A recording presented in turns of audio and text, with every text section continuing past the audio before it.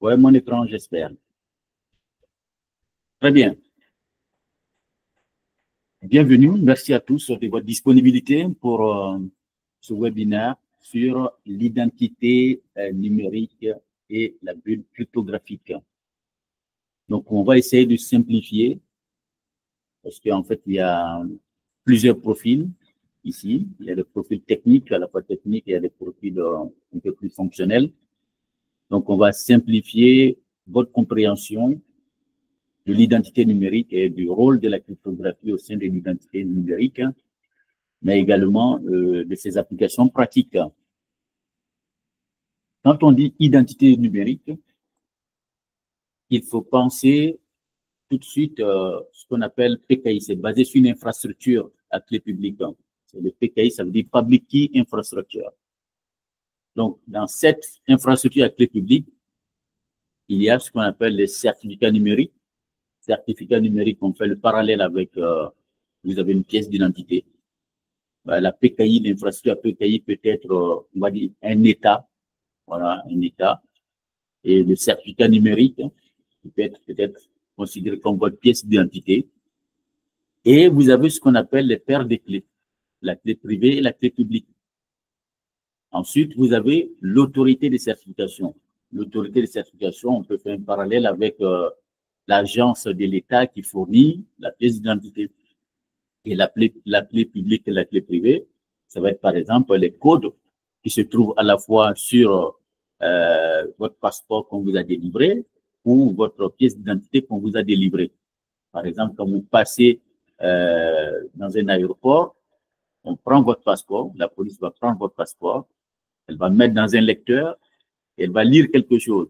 Et ce qu'elle va lire là, on peut considérer que c'est la clé publique. Et le relais, cette information, elle sera transférée de façon sécurisée vers le serveur distant. Donc, le fait de sécuriser en fait cette communication, c'est ça la cryptographie.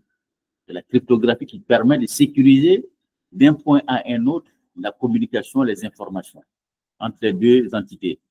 Et le serveur distant, pour que lui puisse lire votre passeport et dire qu'effectivement votre passeport est valide, elle a forcément un code, elle a un code qui est en lien avec le code qui se trouve sur le passeport. Et donc, le code qui est sur le serveur, on peut considérer que ça, c'est de la clé privée. Donc, c'est pour schématiser de cette façon pour que vous puissiez comprendre tout de suite c'est quoi une cryptographie, c'est quoi un PKI. Ben, c'est voilà, c'est utilisé dans ce qu'on fait au quotidien.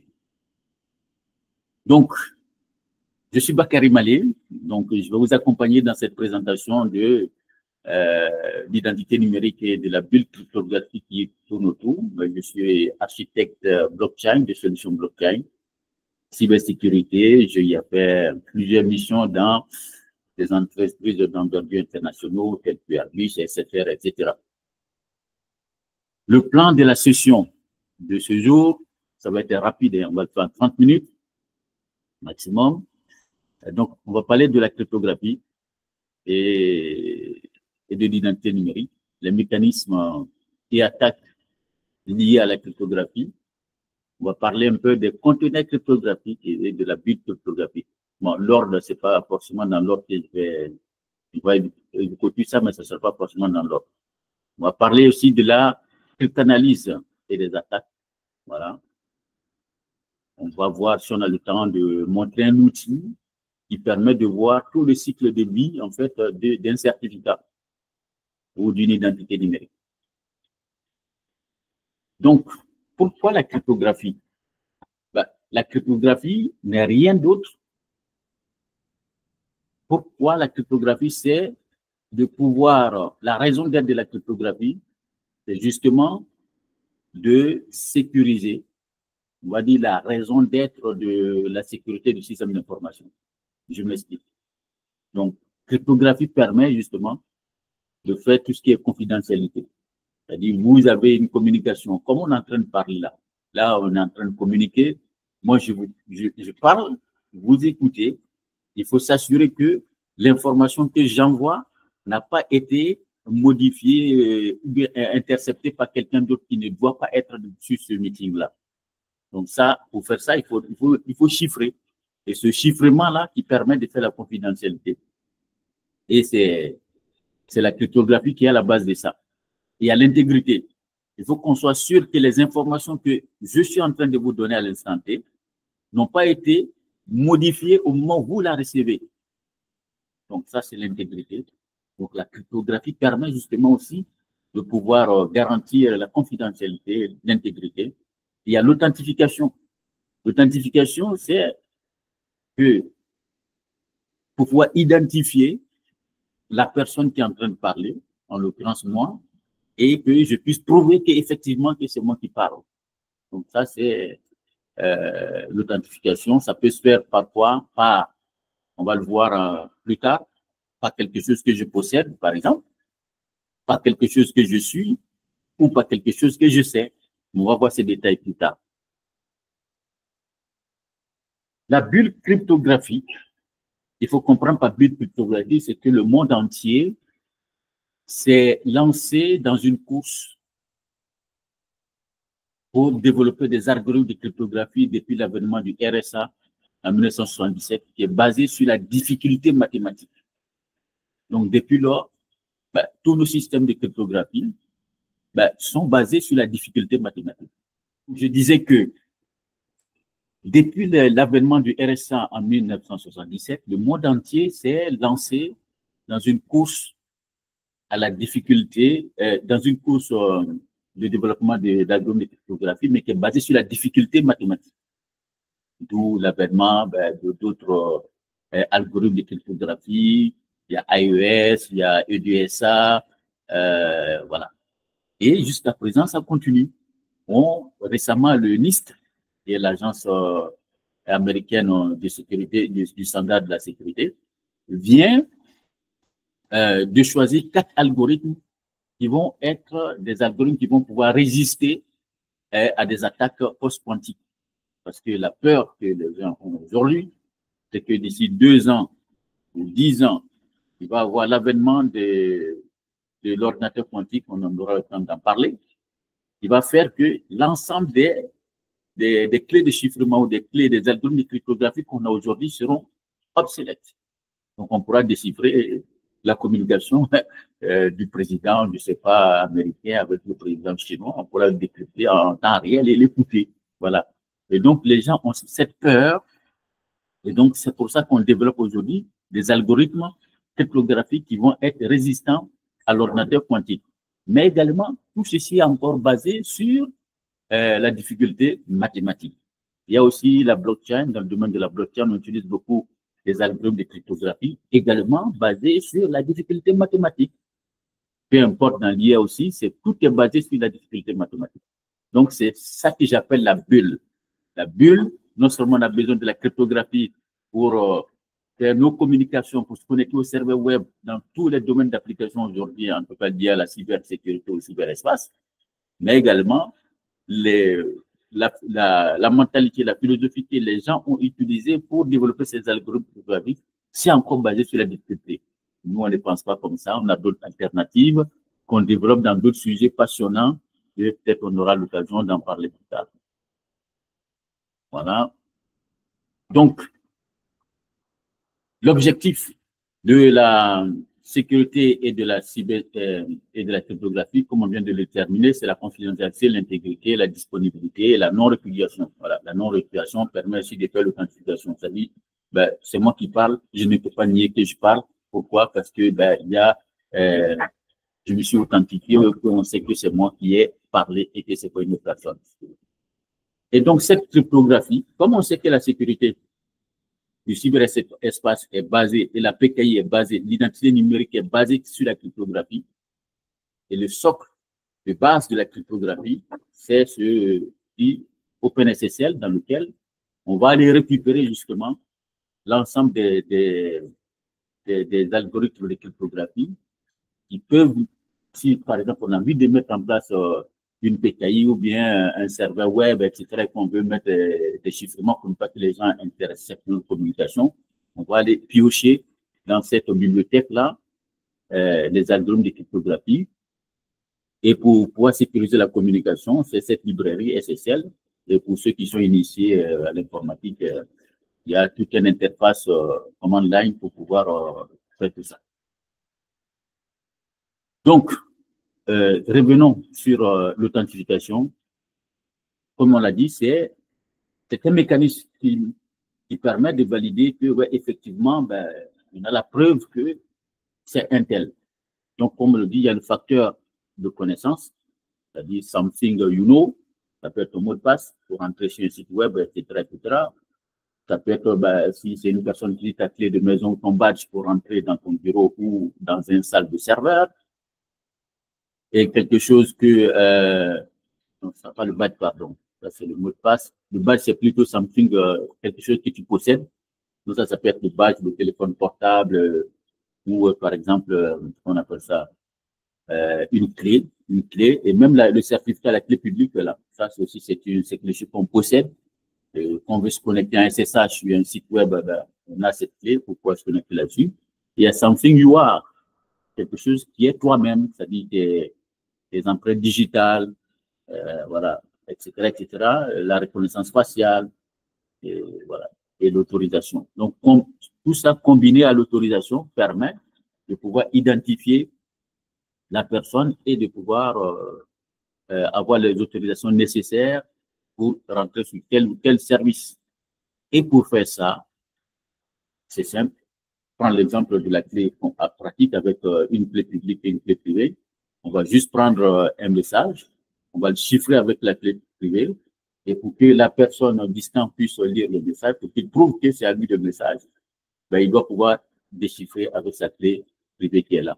Et vice-versa. Si on avait chiffré aussi avec la clé privée, on peut aussi déchiffrer avec la clé publique pour montrer qu'effectivement, que c'est nous. Voilà, ça amène la preuve. Donc, on disait aussi que la cryptographie permet aussi de préserver tout ce qui est confidentialité. Donc, application pratique de la confidentialité, c'est tout simplement, vous avez un message, mais cette fois-ci, vous la chiffrez avec une clé secrète. Une clé secrète qui est différente, c'est une clé symétrique, et la clé secrète qui est différente de la clé publique. La clé publique a deux paires de l'infrastructure clé publique a deux paires de clés. Là, c'est une clé symétrique. Vous chiffrez, ça donne un cryptogramme qui permet de préserver justement à sens unique. C'est à sens unique, c'est irréversible. Et donc, ça permet justement de sécuriser la communication, de chiffrer la communication. L'application pratique aussi de la cryptographie, c'est l'intégrité des données. C'est-à-dire, vous donnez une information, je vous transmets là un message, je suis sûr que ce message n'a pas été modifié au moment où vous l'entendez ou la personne distante l'entend.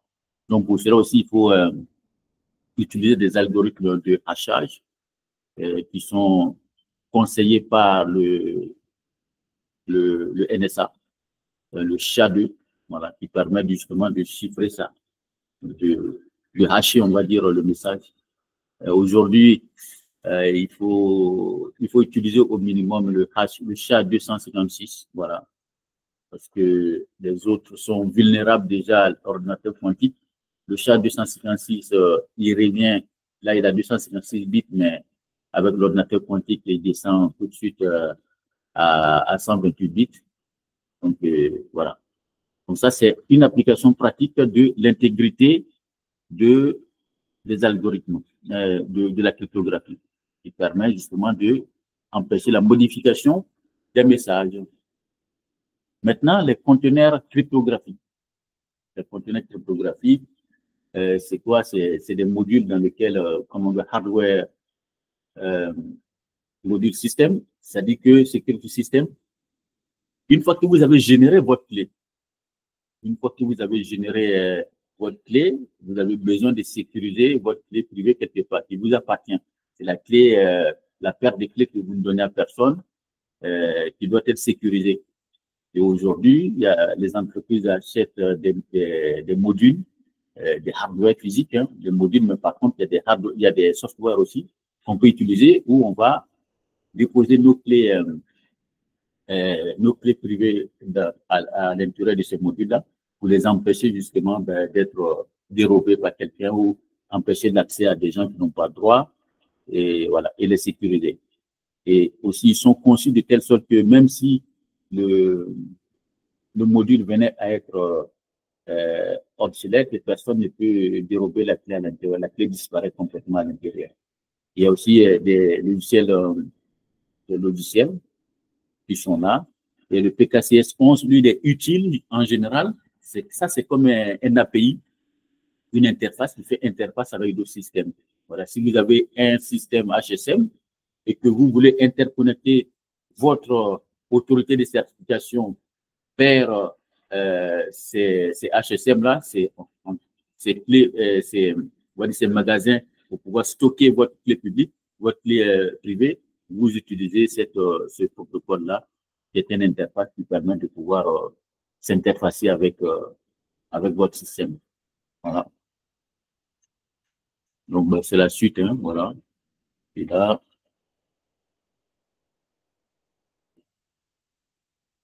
on parle maintenant de tout ce qui attaque. Donc, puisqu'on a tout système, quand vous avez développé un système, tout de suite, il y a des gens qui, voilà, qui procèdent tout de suite à vouloir,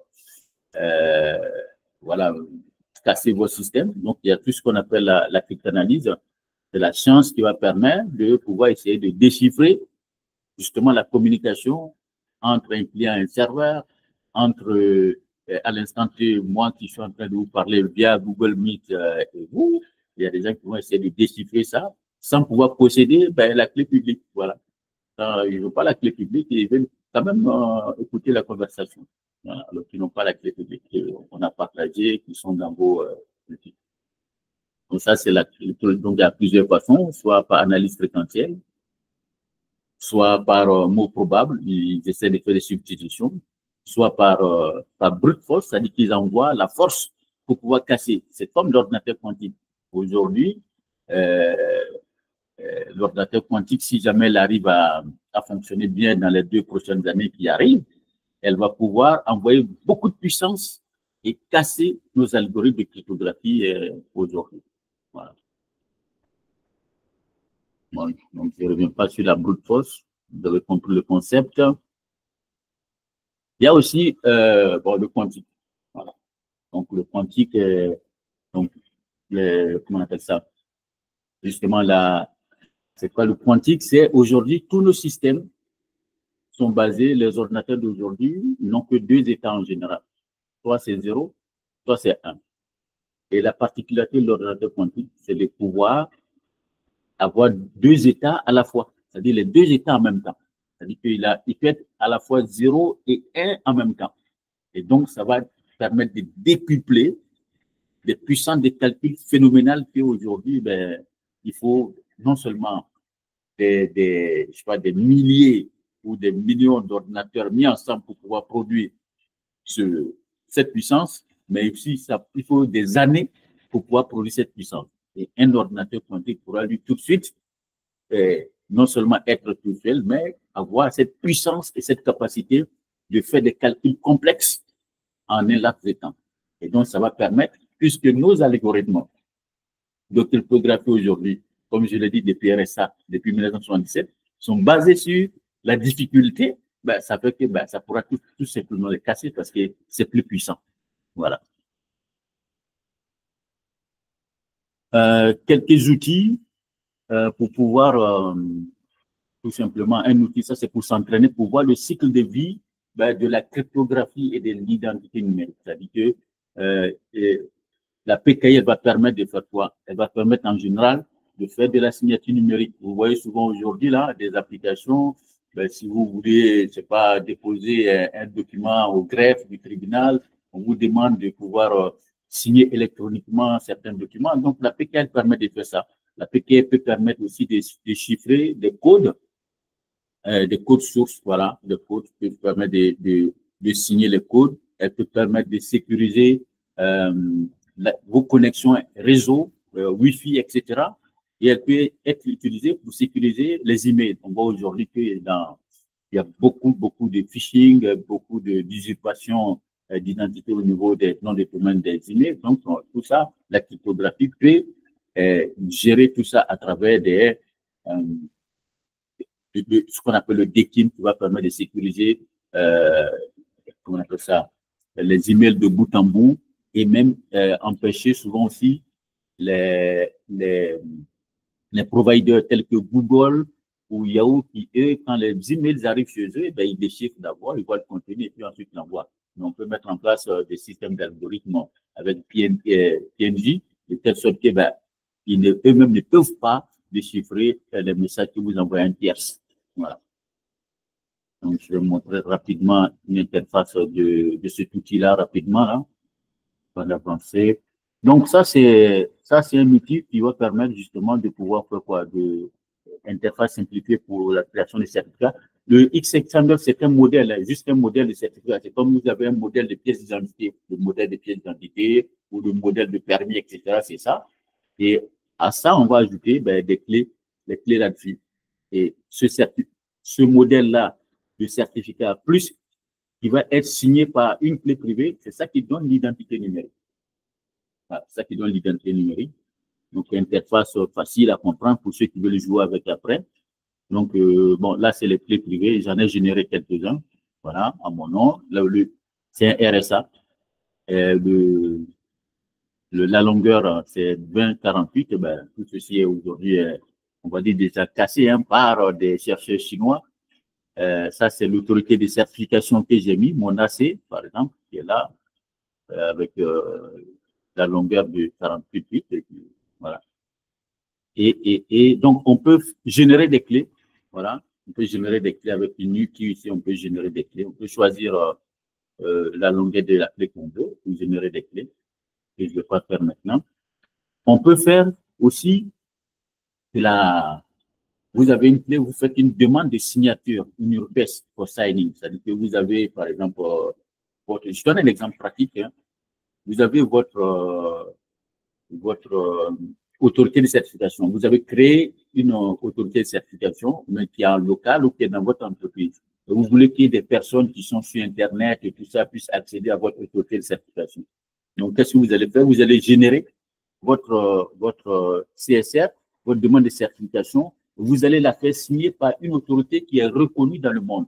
Par exemple, vous allez la faire signer par Google, ou bien vous allez la faire signer par Microsoft, ou bien vous allez la faire signer par une autorité, en tout cas, de certification qui est reconnue voilà, sur Internet, voilà, et qui est reconnue par l'ensemble des magasins de Google, de Firefox, etc., etc. Donc, vous pouvez faire cette demande-là. Donc, ça permet de faire ça aussi. Voilà, donc générer les certificats. Donc, ça, c'est le certificat que j'avais généré, qui est valable jusqu'au, voilà, date assurée, c'était le 17/10/2025, voilà. Donc, ça, c'est la liste des revocations qui est très importante. Par exemple, si, par exemple, vous avez une clé qui a expiré, pour empêcher qu'une clé qui est déjà expirée puisse se connecter au service alors que ben, la clé est expirée. Donc ça permet de gérer ça. Voilà. Donc, problématique, il faut, pour pouvoir gérer, comment on appelle ça, une PKI, pour pouvoir gérer un certificat, fournir un certificat, il faut une infrastructure à clé publique, voilà, justement en général, mais cela va nécessiter qu'il y ait de la confiance entre celui qui va générer, celui qui va être l'autorité pour générer ces clés publiques-là, et celui qui la possède. Par exemple, je prends l'exemple de l'État. Tout le monde a confiance à l'État. Donc, quand l'État génère un certificat, donc évidemment, on a confiance à l'État. Donc, la notion de confiance est très importante pour que celui qui génère la clé puisse être accepté par ceux qui l'utilisent. Donc, j'ai donné l'exemple. Vous avez une infrastructure, une autorité de certification que vous avez mis dans votre entreprise, que vous voulez que les personnes qui ne sont pas dans votre entreprise, qui sont sur Internet, puissent accéder. Il va falloir que vous soyez signé. Il faut qu'il y ait la chaîne de confiance. Donc, vous faites signer par Google ou bien par Microsoft, Baltimore, etc., qui a changé de nom maintenant. Et donc, ça permet justement qu'on ait confiance en vous et que les navigateurs peuvent se connecter facilement à vous sans mettre le pop-up là pour dire site non confiance, ce site n'est pas de confiance, etc. Voilà.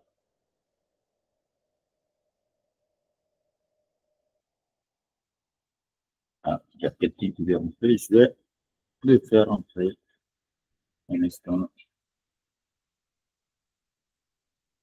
Voilà. Donc, pour cela, il faut d'abord avoir une autorité de certification. Quand on a l'autorité de certification, il faut pouvoir sécuriser justement les certificats. Il faut que ça soit de confiance. Et c'est la confiance à l'autorité qui appelle le certificat. Et aussi, il faut pouvoir sécuriser sa clé quelque part, ce qui est très, très important.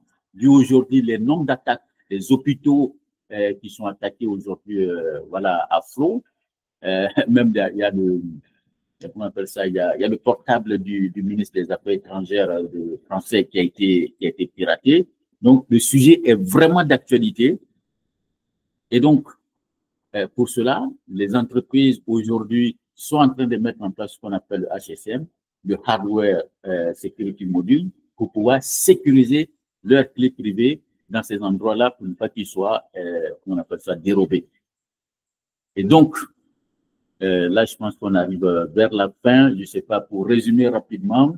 Donc, on a parlé d'identité numérique. Ce qu'il faut retenir, c'est basé sur une infrastructure à clé publique. À comparaison, on dit que ça peut être comme l'État et l'autorité de certification, ça va être l'entité de la police qui génère les pièces d'identité. Le certificat, ça va être la pièce d'identité. Les clés privées et clés publiques, ça va être les codes, en tout cas le lien qui est entre le lecteur et le serveur pour que le lecteur envoie de façon chiffrée les informations vers le serveur et que le serveur puisse prouver qu'effectivement, ben, il comprend bien le message du lecteur, ils sont reliés et tout ça, et qu'il pourra déchiffrer la communication. Et donc, tout ceci est basé sur quoi? Sur la cryptographie. Et que la cryptographie, on est dans une bulle aujourd'hui, qui fait que de façon frénétique, on est obligé, à chaque fois quand sortira un ordinateur plus puissant, on doit encore changer les algorithmes de cryptographie. Tel qu'aujourd'hui, la NASA, le NIST, qui a choisi des algorithmes post-quantiques qui existent déjà. Donc, on conseille déjà aux entreprises de commencer à migrer leurs solutions vers les algorithmes de cryptographie post-quantique qui ont été communiqués par la NASA il y a de cela quelques mois seulement. Voilà. Donc, nous, voilà. Je pense qu'on arrive à la fin. Nous, on a quoi? On a mis en place, on a plusieurs solutions que je voulais partager avec vous. Des solutions pour la mise en œuvre de tout ce qui est PKI, c'est-à-dire de bout en bout. Aujourd'hui, on propose de mettre en place quoi? De mettre en place EJBCA. EJBCA, c'est une autorité de certification. Et cette autorité de certification, en général, elle est utilisée aujourd'hui par l'armée française, qui utilise EJBCA. Et ADCS, c'est l'autorité de certification de Microsoft. Qui dit Microsoft dit que c'est vulgarisé. Et le HSM, c'est le module dans lequel on va stocker l'ensemble de nos clés pour pouvoir sécuriser. Donc, on met en place des formations de bout en bout pour rendre les gens compétents sur la mise en place de EJBCA, qui est une autorité de certification. Cette autorité de certification sera considérée comme l'autorité de certification racine, qui va permettre de s'interfacer avec Microsoft Active Directory Certificate, voilà, et ensuite interconnecter ces deux autorités de certification sur le HSM et sécuriser les certificats. Voilà. Donc ça, c'est des cours qu'on donne. Notre prochaine session, ça va être quoi? Ça va être en janvier, voilà, le 7 janvier, pour tous ceux qui sont intéressés. Vous pouvez nous faire contacter off inbox après sans problème. Voilà. J'espère que j'ai été clair et qu'on n'a pas été trop long. On va aller en profondeur sur le mécanisme de cryptographie, les conteneurs cryptographiques, les différents types d'attaques et la mise en œuvre, l'intégration de bout en bout de l'autorité de certification racine EJBCA. L'autorité de l'interconnecter avec l'autorité de certification Microsoft en tant que secondaire et interconnecter tout ça dans le HSM. Voilà. Et le cours va durer 3 à 4 jours et à l'issue du cours, on sera en mesure de déployer ça dans n'importe quel contexte. Voilà. Et de gérer le cycle de vie et d'automatiser aussi les certificats au niveau de Microsoft Active Directory et Microsoft Web, les certificats des PC, des utilisateurs, etc., etc. Et de pouvoir les sécuriser au niveau de la société.